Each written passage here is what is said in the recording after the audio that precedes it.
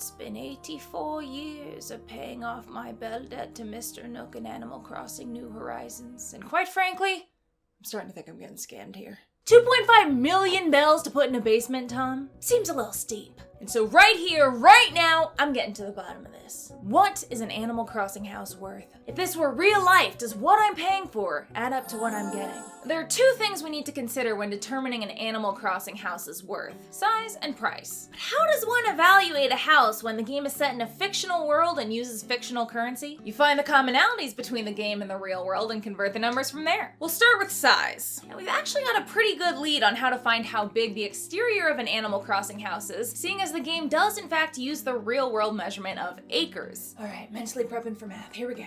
There are 42 acres altogether on the island, divided into a 6x7 chart. Each section of the chart is composed of 16x16 spaces, making each section 256 spaces total. Therefore, in Animal Crossing New Horizons, 1 acre equals 256 spaces. In real life, 1 acre is 43,560 square feet. So, if we divide this by the 256 spaces in an Animal Crossing acre, we find that one space in Animal Crossing is 170.16 square feet. It's like I can see the Matrix. So let's see how big that would make Animal Crossing houses in real life. The first house you get takes up 9 spaces in a 3x3 grid. Your land takes up more, but those spaces are taken up by your yard and bushes in early stages. If we multiply the 9 spaces the house itself takes up by 170.16 square feet, we find that in real life, the smaller starter Animal Crossing house would be 1,531.44 square feet. The larger house you receive when you upgrade takes up 15 spaces in a 5x3 grid, which would make the larger house about 2,552.4 square feet. And this is actually a somewhat accurate number compared to housing sizes in the real world. According to the most recent US Census data from 2022, the median size of a newly built single-family home was 2,299 square feet. So the small house is actually pretty tiny, and the larger house is just barely bigger than that average home. But to be fair, that is using the American standard, and the game was made in Japan, so it's very possible they based their scale off a completely different standard than ours. It's not all about us.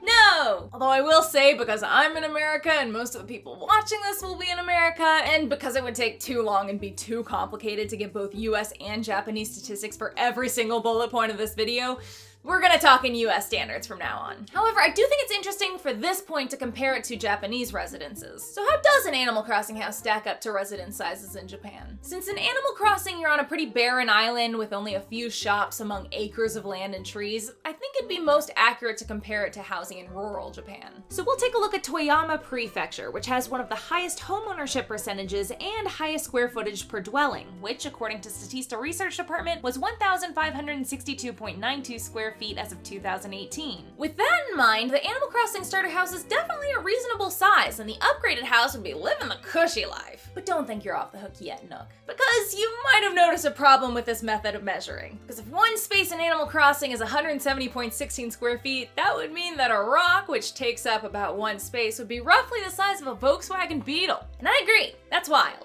The toe stubbing potential is too much. So we're back to square one, right where Tom wants us. But not all hope is lost, because there's more than one way to find the square footage of a home. And for that, we must venture inside the house. Now, Animal Crossing houses definitely have a whole TARDIS that's bigger on the inside thing going on. So how can you figure out a scale that translates this? Seems impossible. But wait, there is an item in the game that has a definitive real-world counterpart, the Nintendo Switch. In real life, a Switch is about 9.5 inches, so add the couple of inches on either side of the in-game Switch it takes to fill up the length of a space, and it would appear that each interior space is about 1 foot. But if we look at the beds in the game, they all pretty much have a length of 2 spaces, and a 2-foot bed just doesn't make any sense. We can assume then that they've taken some liberties with the scaling of smaller items. Like a Switch at the game scale would look like this. You need some powerful thumbs for those Joy-Cons. So using a Switch as a measuring tool is out. Keep that Switch in mind though, because we might come back to it later. But with our one lead off the table, is this the end? Is Nook gonna get away with this highway robbery? Will I never know the size of my own home? No, because you see, Tom has made a fatal error. That stupid idiot sells in his own store the only 2 items in the game that actually have a measurement right there in the title. The 20-inch and 50-inch LCD TV. Measuring time, baby! Let's use the 50-incher. So in TV talk, 50 inches describes the diagonal measurement of the screen. To get the lengths of the sides, we use the Pythagorean theorem. You thought there'd never be a good real-world use of the Pythagorean theorem. Math teachers are quaking. So if we assume this TV has the 16:9 ratio as it appears to, we can use this variation on the Pythagorean theorem to find that the width of the the TV is about 43.52 inches. Add a couple of inches to the width on either end because, as you can see here, some tables extend a bit past the TV to take up the full 2 spaces, and you would get about 48 inches, which would make each interior space a clean 2 feet. Whew!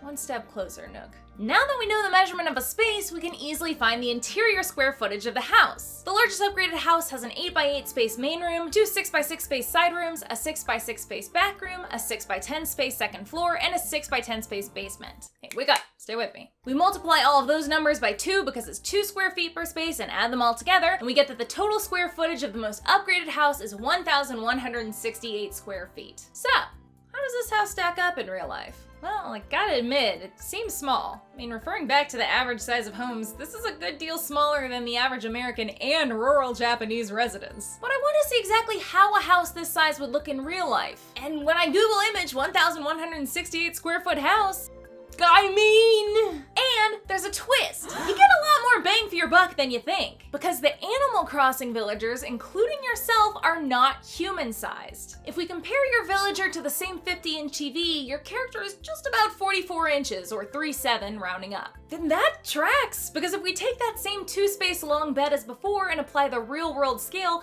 that would make the beds 4 feet long, and your character fits snugly into all of the beds. So if you consider that this is a smaller than human-sized person living here, ratio-wise, this is a decent-sized house. The average American male and female are 5'9" and 5'4" respectively, and since it seems weird to pick one, we'll go with somewhere in the middle with 5'7". So if our villager is 3'7" and our average person is 5'7", using proportions we can find that a 1,168 square foot house to an Animal Crossing villager would be more like a 1,778.55 square foot house to us. Okay, now we're talking. But don't think I'm distracted by all the glitz and glamour, Nook, because there were 2 parts to this equation. And part 2 was price. What is this house worth? Because it feels like I'm a step away from owing Nook my firstborn if I want a sunroom. The first thing we have to do to figure out the price that scammer is charging is convert bells to a real currency, which actually turned out to be way easier than I expected. Remember how I said that the Nintendo Switch was the only item in Animal Crossing that had a real-world counterpart? Well, the price of the Switch in Animal Crossing New Horizons, 29,980 bells,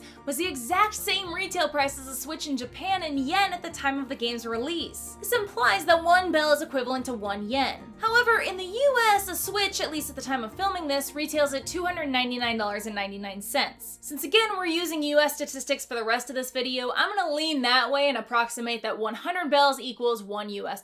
Having established this, I'd love to compare the price Nook's charging me for these housing upgrades to what they would run me here in real life. The ultimate battle between Tom Nook and the capitalist overlords of America. The fight no one saw coming. But let's start at the beginning, because this is interesting. At the start of the game, Nook sells you a tent to live in for 5,000 Nook miles, the only time you don't pay in bells. But 5,000 Nook miles are worth about 49,800 bells, or $498 using our exchange rate. The tent is 4x4 spaces, which, as you'll remember from our conversion, would be an 8x8 foot tent in real life, which I found at Sears for $182. So while we may think Nook is cutting us a break and taking pity on a poor, penniless soul just trying to get a fresh start in the new city, I think he knows exactly what he's doing.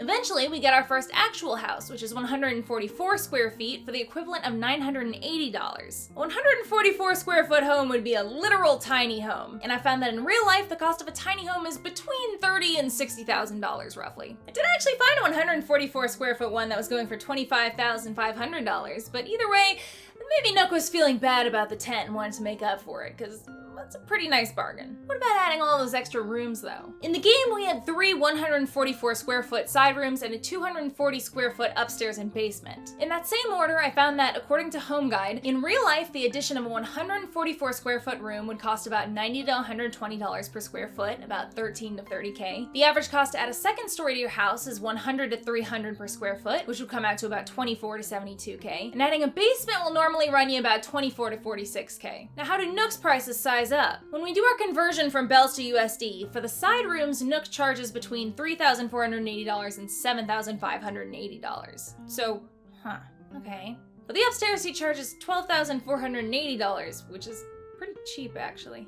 But let's talk about that 2,498,000 bell basement, bud. If we convert that nearly 2.5 million bells Nook charges into USD, it comes out to $24,980. Hey Tom, quick sidebar. Are you okay? This is not a good business model, my man. You are way undercharging for these upgrades. Like, I know that last one does fall into the real world range, but I'm kind of okay with it now. I just feel bad for the dude. Okay, but if you wanted a fully upgraded Animal Crossing house, how much would it cost you in the real world? Again, in the States. Sorry. If you don't include the final 4 storage upgrades, which are a bit amorphous, seeing as in the game you seemingly store things in the ether, then the total price would be $56,960. This is not including the cost of your initial tent, but assuming you do have to start with a smaller house and work your way up one step at a time. But if we include the storage upgrades and maybe write this off as getting a bigger attic or something, you can have your very own dream home, utilities included, for a grand total of $89,960. Which is so cheap. Here in LA for $90,000, you could probably rent a house to take photos in for a day and pretend you live there. It might cost more though. But seriously, for that price, you could live in a studio apartment in downtown Santa Monica for like 2 years instead of a 2-story house for the rest of your life. I'll tell you what, if the existence of Froggy Chair and my bestie Dom weren't enough to make me want to live in the Animal Crossing world, the real estate price is about to make me start packing. Also, this is a world where money literally grows on trees and comes out of rocks. Dom, I'm so sorry for thinking you were swindling me. Please let me keep living in your good village. I promise I'll stop writing slander about you on the town bulletin boards. It is pretty funny though. So now that we can rest soundly knowing that we're safe in this honorable raccoon's paws, what other fictional video game items would you like to know the real world cost of? Let me know in the comments. Now if you'll excuse me, I have to go cry into my non-existent piles of money. Sorry now, here in LA. Goombanna. Oh hey, hi, hello again. So this is awkward. So I was editing the thumbnail for this video and looking for assets on Google when I came across a game theory video with a thumbnail with Mr. Thomathan Nookalis on it. So I went to check it out and it turns out that game theory has released a very similar concept 7 months ago. Now believe it or not, I actually wrote this script in late 2021 and there are several people who can vouch for that. I just pulled it out of my Google Docs, dusted it off, and updated the housing prices since it had been a couple years. So this is just an extremely unfortunate case of us both having very similar ideas and finding very similar things in our research. Even the TARDIS joke, man! I mean, I guess it's a bit of an obvious one, but still, that's wild. So if I had known of that video's existence before literally now, I would do another video. But like, I'm on a schedule and literally don't have time to write another video, so this one's gotta go out. But I do encourage you to also check out Matt's video since we arrive at slightly different places, we have slightly different points, and his video is still awesome. So I've linked to that somewhere, go check it out, and I've learned my lesson that if I'm gonna use old scripts, I should probably make sure no one else has already had the same idea in the meantime. That's my bad. So yeah, check his video out too, and I'll let y'all get back to the intro. Bye! Goombanna is the wonder why she didn't come to play. Gaming vids that'll make you laugh and think and put them on replay. Intelligent, kind of funny, her community's #1. Stick around and kick your feet up. Goombanna has just begun.